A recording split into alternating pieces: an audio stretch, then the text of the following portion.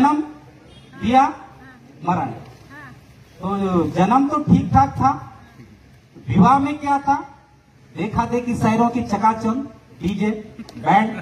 Actually मैं band master भी हूँ, तो मेरा बैंड तो धड़ाधड़ से चल रहा था, मैं खुश था। लेकिन सोचा कि इसको बदलाव करनी है। क्यों? क्योंकि हमारे ब्याह सिस्टम को जो है तितर बितर कर दिया था। जो आइडेंटिटी, जो किसी ने वहां पर जो पहचान है वो डिस्टर्ब किया था। क्योंकि हमारी जो वैवाहिक व्यवस्था दुर्वा ट्राइब में केवल प्रकृति सम्मत है, रेला पाटा के साथ। तो हमने शुरू किया, हमने समाज में घोषणा करवाई कि अब जो विवाह होगा केवल ध्रुवा सिस्टम से होगा। हमने तो सामाजिक विवाह में गया, जब बैंड बजने लगे तो हमने विरोध करना शुरू किया। तो हमके लोग चिढ़ने लगे, गुरुजी बैंड वाला यार खुद मेरे को चिढ़ रहा है, यहाँ बजाने नहीं दे रहा है, दूसरा तरफ बजा रहा है, ये कैसा। मुझे लोगों ने अगेंस्ट हुआ, तो मैंने बैंड को किनारा करा और मैंने एक युवाओं को साथ लेकर एक हमारे बस्तर के महान जननायक भूमकाल गुंडाधुर, आपने सुना होगा कुछ लोगों ने, जैसे यहाँ पर भगवान बिरसा है तो वहाँ क्रांतिकारी गुंडाधुर है 1910 भूमकाल के। हमने उस नाम से हमने एक कला मंच का गठन किया, गुंडाधुर लोक कला मंच। इसमें जो है कुछ हमारे पुलिस भाई है, मेरे जैसे टीचर है, और कुछ पटवारी है, कुछ नेता है। इस टाइप के हमारी युवा केवल मेरी जनरेशन थे। हमने गठन किया और अब उन विवाह कार्यक्रम में अपना रेला पाटा ऐसी लंटी मार के बिल्कुल मदमस्त होकर हमने उस विधान को संचालित करना सोचा। लोग देखने लगे, अरे गुरुजी यार लंटी मारा। उन्होंने भी यस, ये हमारी पहचान है, ये हमारे पुरखों की पहचान है, क्यों नहीं मारेंगे, यही तो गुरुजी है। तो हमने धीरे धीरे शुरू किया, 1 साल 2 साल। अभी हमारे इस वैवाहिक कार्यक्रम में हमको उस पुरखों की उबाऊ गीत रेला पाटा मालूम नहीं, लेकिन जब हम दुर्वा ढोल किकिच्चा जलाजल के साथ जब हम उस पाटा को दोहराते हैं, अदुयो यारा चुर जबलोया, अदुयो यारा उजायो, अदुयो यारा यारा बलोया, अदुयो यारा दादायो। ये जो गीत है ये हमारे ध्रुवा कम्युनिटी में ऐसा क्यों गाया जाता है, ध्रुवी में क्यों गाया जाता है? क्योंकि जब बहू जो है, दुल्हन जो है, दूसरे घर से जब अपने ससुराल आती है तो वो रिश्तों को नहीं जानती है कि कौन क्या लगेगा, क्या रिश्ते में है।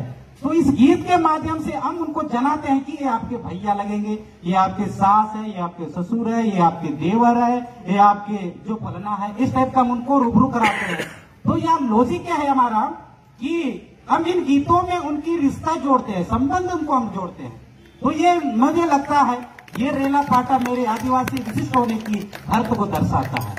तो इस प्रकार अब हम सामाजिक कार्यक्रम में और ऊपर उठकर अब जब हमने अपना ध्रुवा मणि नृत्य, इस प्रकार हमने एक टीम गठित किया और कई मंचों पर, राज स्त्री मंचों पर हमने प्रस्तुत करा।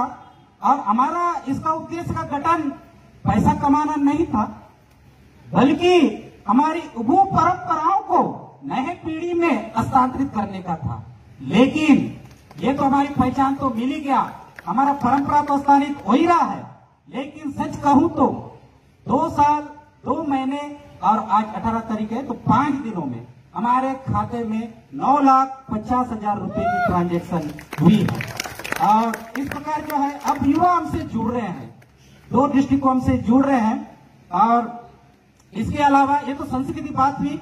अब जो है लोग लंगोट लगाना शर्माते थे, अब जब हम बिरसा मुंडा जयंती, देवरी दूर महोत्सव में जब हम रैंप वॉक कराते तो एक से एक युवाओं की भीड़ उमड़ती है, हम आएंगे रैंप वॉक करने।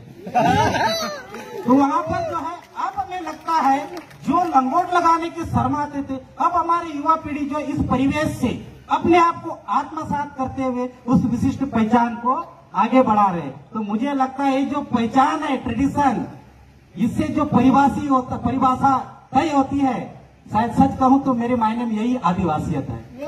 और फिर आगे बढ़ते हुए हमने गुंडादुर लोक कला मंच को दायरा को बढ़ाया। हमने साहित्य के क्षेत्र में कदम रखा। साहित्य के कदम रखा तो मैंने ध्रुवी बोली में कविताओं का लेखन, ध्रुवी बोली में कहानियों का लेखन कर रहा हूं, करते रहा हूं। और मुझे बादल संस्था जो है, Bastar academy of dance art and literature एक संस्था है, उसमें मुझे अपनी जनजाति की ताना बाना लिखने का अवसर मिला। हम उसने अपनी बोली भाषाओं का हम संग्रहण कर रहे हैं। क्यों कर रहे हैं? अगर नहीं करें तो क्या होगा? मैं अपनी बोली का कविताएं ना लिखी तो क्या होगा? क्या होगा? एक प्रकार की मेरी सभ्यता खत्म होगी। मेरी जो इतिहास की जो वर्ड है, शब्द है, जिससे मेरा पीढ़ी जो है डायरेक्ट मेरी सभ्यताओं से जुड़ता है, अगर मेरी बोली भाषा खत्म होती है तो मेरी एक सभ्यता का अंत होगा। इसलिए मैं एक कविताएं लिखता हूं अपनी बोली भाषाओं में। और इन बोली भाषाओं को देखते हुए अभी मुझे पिछले 2 सालों में मुझे अपना छत्तीसगढ़ दूरदर्शन में मुझे अपनी कविताओं को प्रस्तुत करने का मौका मिला। और पिछले जो अंतर्राष्ट्रीय साहित्य सम्मेलन भोपाल में 19/2023 में मेरे एक भाई भी दिख रहे हैं, उन्होंने मुझे अपने ध्रुव ट्राइब से उस अंतर्राष्ट्रीय साहित्य सम्मेलन में मुझे मेरी कविता पाठ करने का मुझे अवसर दिया और मुझे बुलाया। तो मैं इतना इंस्पायर हो गया हूं कि जहां तक हमारे पढ़े लिखे कर्मचारी बंधु ध्रुवी बात करने के लिए हिचकिचाते हैं, तो मुझे जो ध्रुवी बात करने के लिए मुझे हवाई जहाज टिकट करा, तो मैं वही बोलता हूं अपने युवाओं को, आप ध्रुवी बोलिए, अपनी उंगलियों में कलम फंसाइए, कुछ उकेरिए, शब्द आकार लेगा और उसी में भाव प्रकट होगा, वही कविता आपका बनेगा। तो आप जब भी आप लिखना शुरू करेंगे तो आपको भी इसी प्रकार हवाई जहाज से आपको बुलावा जाएगा। तो मैं उनको इंस्पायर कर रहा हूं। तो ये अभी आप विश्वास नहीं करेंगे, आप हिस्ट्री 2 साल पीछे चलेंगे तो आपको कोई भी ध्रुवा गाना दिखेगा नहीं, लेकिन अब इन 2 सालों में मेरे युवाओं ने एक से एक अच्छे से गाना एल्बम अभी यूट्यूब में आपको देखने को मिलेंगे। तो मैं समझता हूं कि मैं उस कारवा को आगे बढ़ते हुए कुछ सफल तो नहीं लेकिन लहर उत्पन्न कर रहा हूं, तो सब परिणाम आ रही है। साहित्य के साथ आगे बढ़ते हुए हमने संवैधानिक जागरूकता पर काम करा है। जिस प्रकार हमने हमारे तटस्थ उड़ीसा प्रांत के और हमारे छत्तीसगढ़ बस्तर में हमने संवैधानिक कार्यशाला जन जागरण रैली का माध्यम से, आप जानते हैं हमारे बस्तर में पढ़े लिखे जो साक्षरता दर तो कम है, अभी की युवा पीढ़ी भी उन संवैधानिक अधिकारों से वंचित है और जानता भी नहीं। हम कार्यशालाओं के माध्यम से हमने उनको पेशा कानून की 5 शब्द, छत्तीसगढ़ भू राज्य संहिता 1959 की धाराओं प्लस लोकल रिजर्वेशन की उनके प्रावधानों और 5th शेड्यूल की उनके हमारे प्रावधानों को उनके रूबरू कराया। परिणाम यह हुआ कि जब हमारे सुकमा माइनिंग से या ऑफिस से एक हमारी रेत खदान का उन्होंने क्या कहना चाहिए, क्या बोलते, रेत खदान लीज लिया, तो हमने सियानों को तो पता नहीं, हाँ सरकार का है, सरकार ले रहा है, हम क्या करेंगे, तो हम करेंगे कुछ। तो हमने जो है 5th शेड्यूल ग्राम सभा 13(3) का के प्रावधान पारंपरिक ग्राम सभाओं को हमने हवाला देते हुए सियान लोगों से, हमारे एक साथी शिक्षक है उनको हमने रूबरू कराया, आप ग्राम सभा कराइए, सब परिमा पटेल माजी मुखिया को हस्ताक्षर करवाइए, सर आप कलेक्टर से मिलिए। हमने देखा कि वह परिणाम बड़ा अच्छा रहता। 3 खदानों में से 2 खदान यथावत संचालित, पर मेरा खदान जो है वहाँ स्थगित हुआ। मैंने सोचा हाँ, अगर इन कानूनी प्रावधानों को हम अमल करें तो इसका परिणाम आ सकता है। तो मुझे यहीं पर एक लहर दिखी कि हाँ, संवैधानिक कार्यशाला का असर यहाँ पर हुआ।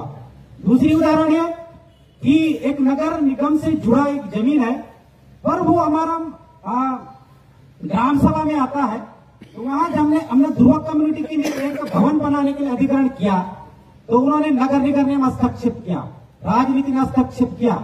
जब हमने एक झोपड़ी बनाई, आगे नगर निगम उठा के ले गई।